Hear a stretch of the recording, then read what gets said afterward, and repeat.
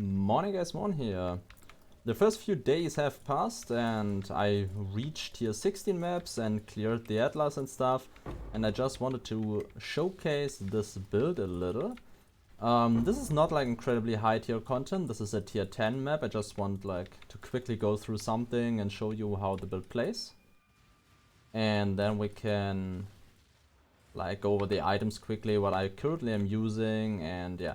This won't be like an insanely detailed video because I want to go to sleep very soon. Because I have to wake up in 5 hours, but whatever. So yeah, we are going to clear this map quickly. And yeah, this build is a Shield Crush Poison character. I wanted to play something a little off meta, but last league I had a lot of fun with the Shield Charged character, so I thought, oh, I can do a little twist on that since we're not getting new skills. And so I thought, what happens if I play poison on this? So I'm going to skip that box.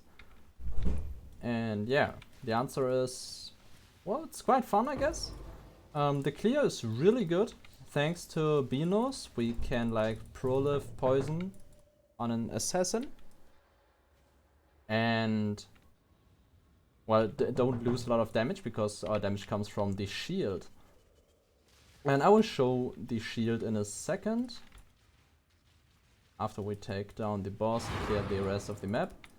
Overall, the experience with this build has been pretty smooth overall.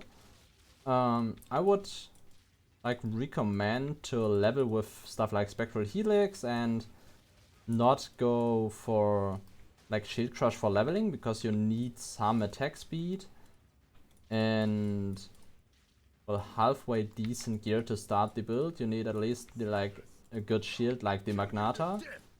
Yeah, there are a few possibilities for the shield, but overall the Magnata is such a good shield that I would always recommend to start out with it.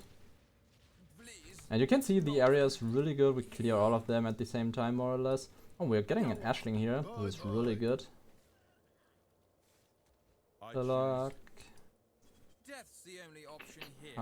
Wagon. Karina is going to be ready soon, so I just want to get the people up in the levels here. And add whoever I can. Hillock is great here. Currency items.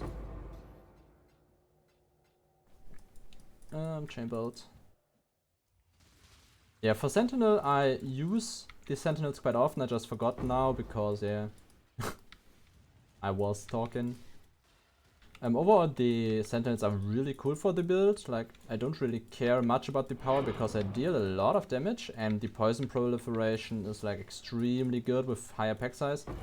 It's a little cheating that I showed in this map because, well, Waste Pool has quite a nice layout for stuff like this.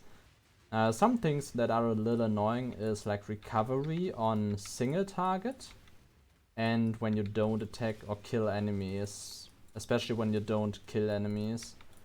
That's a little annoying because we don't really have anything. We have a lot of recovery on kill.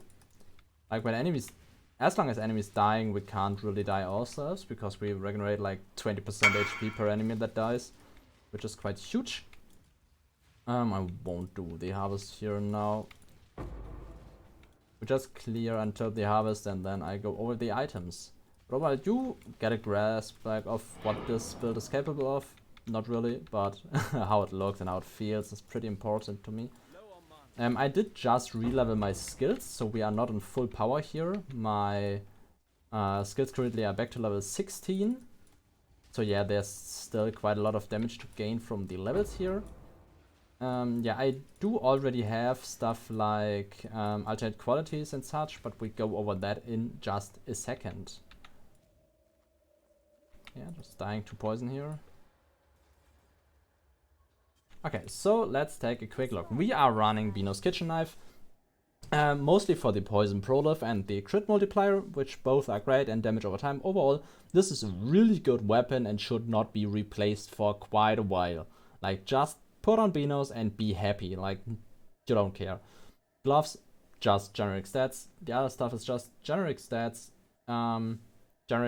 You need some non-generic skills have minus the mana cost. This is pretty important.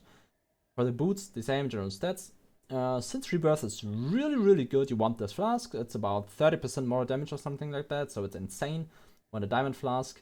And then, yeah, I just still have a mana flask because sometimes no leech maps and stuff, no rec maps, and yeah, it's quite good, but I will replace it at some point. And then let's go over the important pieces. We run a Dendrobait. 5 link already felt pretty well, and yeah, it's a Dendrobait, you know, the drill. The evasion and energy shield is really good. Then you've got the Magnetic Eclipse. It has a lot of armor, evasion rating, and energy shield. Later on, I currently am crafting on a shield. Let's take a look here. I currently am crafting on something like this. You want a lot of evasion rating and energy shield, and then other suffixes, because at the current point, this is not better than what I'm rearing. You need a really good shield to be better than Magnetic Eclipse, so stick with Magneta and you are fine. Then we have the helmet. For the helmet, you just want generic stats and increased duration of ailments you inflict while focused. This is an extremely strong mod. And you want the helmet enchant. Ancestral Protector Totem grants increased attack speed. This is really good together with the Panopticon and Panopticon anointment, because it increases the speed of the enchantment as well. And then you want a Phantasmal Ancestral Protector with which gives increased effect of an Ancestral Totem buff, which also works for the enchantment. And then you just want to link it with an Enhance in the Magneta, because it gives +2 levels to the Enhance. So we are on 44 quality here already, which is really good.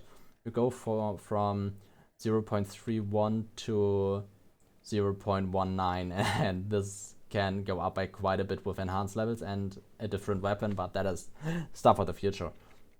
Then we currently run Shield Crush, Deadly Elements, Unbound Elements, Divergent Multi-Strike, Critical Strike Affliction, and Void Manipulation. You want to replace Critical Strike Affliction support with melee physical damage, but the less attack speed currently is really annoying, because I don't have enough attack speed for it to feel great. Like right now it's good, but with the melee strike it is a lot slower, so yeah, I don't really want that. Then we've got Lifetime Malevolence, Divine Blessing for an aura for bosses and stuff. It's for like 11 seconds, that's pretty good. I've got, well, we've actually got a Shock Ring here, but I don't really use that actively. We run Precision with Grace and Purity of Elements, Herald of Agony, Shield Charge for fast attacks, Herald of Purity, and then Withering Step, Lake Bearer, Increase Area. You want Anomalous Withering Steps, so it puts 8 Wither debuffs on the enemy. With an Enhance, you can put this to 15, which just caps out immediately, which is really good, but I currently cannot do that because I don't have another Enhance and don't have a high level for Enhance, so yeah, you want to do that later on. And we've got a Defiance banner. We currently do not run the Herald of Agony because I don't have the mana for it. That will require a higher level for my Enlighten, but I currently am leveling it, so yeah, it's not there yet. For the skill tree, we run a pretty generic poison tree with the mana reservation nodes, all 6 of them. We've got Ghost Dance, which is pretty good with 700 shield and 11k evasion rating, which is fine, I guess. And I mean, it could be higher, like with Flask up and stuff with 13k, and then while fighting it's a little higher than that, but it could be higher with a better Flask. Like I would put an evasion Flask there. Overall, there's nothing really special here. Very important is we have some reservation stuff here as well, and Grace reservation here as well. This is very important. Poison inflicts deal 300% increased damage, because we have 300% poison that gets proliferated by the Beano's Kitchen Knife, which is like the extremely strong interaction. And yeah, that's pretty much it, I'd say. Yeah, you've seen what I've done with the build so far. I will continue Farm Harvest. Fuck the Arch Nemesis mods, I just wanted to say, and put my opinion on that. Fuck those. And yeah, thanks for watching. If you have any questions, feel free to drop them in the comments. In the upcoming week, I will start to do the endgame bosses on this build and keep you updated. So take a look, subscribe, follow, whatever. And yeah, I see you in the next one.